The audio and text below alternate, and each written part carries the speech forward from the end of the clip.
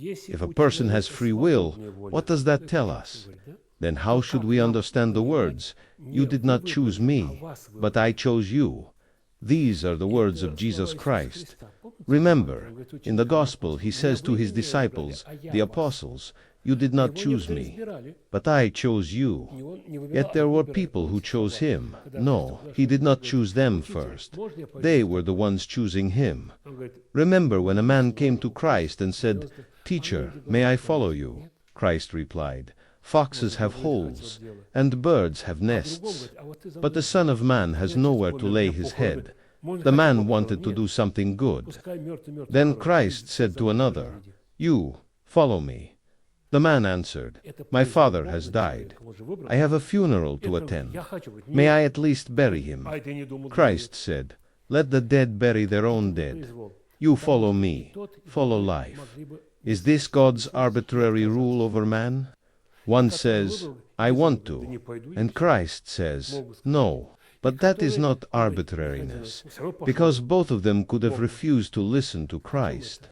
The one whom Christ called could have answered, "No, I will not go." And the one who had been discouraged could still have chosen to follow him anyway. What does this show? It shows that the Lord knows us better than we know ourselves. Why did he speak about foxes and birds' nests to the first man? The man had not even asked about that. The Lord saw what mattered to him. Comfort, a home, a roof over his head. These things were important to him. But with Christ, that approach does not work. If you cling to earthly things, you will not be able to live with Christ. You will constantly betray him and trade him away. That is why the Lord was essentially saying, "You are not ready. Earthly things matter too much to you. You think highly of yourself, but you do not have the strength for this." That is what his answer really meant. And whom did he choose? The apostles, for example. He said, "You did not choose me, I chose you." What was the proof? We know what happened afterward. They fulfilled the mission God had entrusted to them. He said, "Go and teach."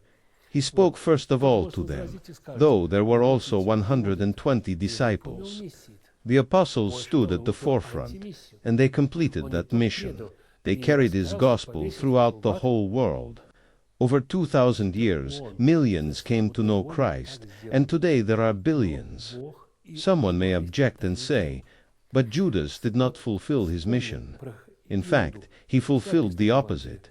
He betrayed Christ, did not repent, hanged himself, and went to hell. That was his own free choice. God did not force him to do that, nor did Christ. Think about Judas. What does the gospel tell us? He used to steal from the common money that the disciples carried. Yet Christ still entrusted him with keeping those shared funds. He was showing everyone how much he trusted him. Christ knew everything about Judas, yet he continued to demonstrate his trust. He was trying to awaken Judas' conscience. At the Last Supper, when one of the disciples asked, "Lord, who is the one who will betray you?" Peter quietly signaled to John and whispered, "Ask him." John asked, "Lord, who is it?" Christ answered, "The one to whom I give this piece of bread after dipping it." He dipped the bread, handed it to Judas, and said, "What you are going to do, do quickly." The other disciples did not understand. They thought perhaps Judas needed to buy something. But John understood. Peter had given him the signal. Why did Christ do it this way? He did not expose Judas publicly.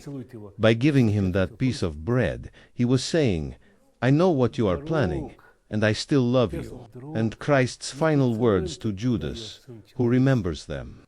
Let me remind you, it was in Gethsemane. The guards had already arrived in the darkness. It was hard to tell people apart in the night. Everyone had beards, and their faces were partly covered. Judas had said, "The one I kiss is the man. Seize him." He came to the teacher, greeted him, and kissed him. Do you remember Christ's answer? The very first word was, "Friend, friend, do you betray the Son of Man with a kiss?" Christ was not pretending. He spoke the truth. Judas had become a traitor by the way he lived, yet Christ still saw him as a friend. Judas could not bear that. Instead of repenting, he fell into despair, threw away the money, and hanged himself. His soul could not endure such love. Now ask this question: did Judas have another path? Yes, just like everyone else. If he had fallen before the crucified Christ, if he had come to the tomb, if he had fallen at the feet of the risen Christ, what would Christ have said to him? We all know the answer. He would have embraced him with love and forgiven him. I have no doubt about that. If that had happened, Judas might have accomplished more than anyone else. Perhaps that is why Christ later called Paul as the 13th apostle, because the great work Judas could have done, the others could not. So Paul, who had also been a persecutor, was called instead. Therefore, the Lord chooses not because he simply decides to, but because he sees what a person is capable of and what they are prepared for. That is why Paul later said, "I labored more than all of them." Perhaps those words could have belonged to Judas instead. He might have labored more than anyone else after what he had done. We also know about Peter. Tradition says that he could never hear a rooster crow without weeping. Christ had said, "Before the rooster crows, you will deny me 3 times." Peter could never listen to a rooster again without tears. Those who wrote about Peter, Clement of Rome and others who knew him, said that whenever the roosters crowed, tears immediately filled his eyes. That is why he was later able to go joyfully to his death for Christ, because he always remembered his sin and his betrayal. Therefore, the Lord chooses. I am quoting directly from the Bible in Church, Slavonic. Those whom he foreknew, he also predestined. He calls those whom he knows are able to fulfill his purpose.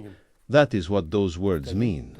And this also applies to us. The Lord brought you here today because you can. That means you must. That means it is necessary.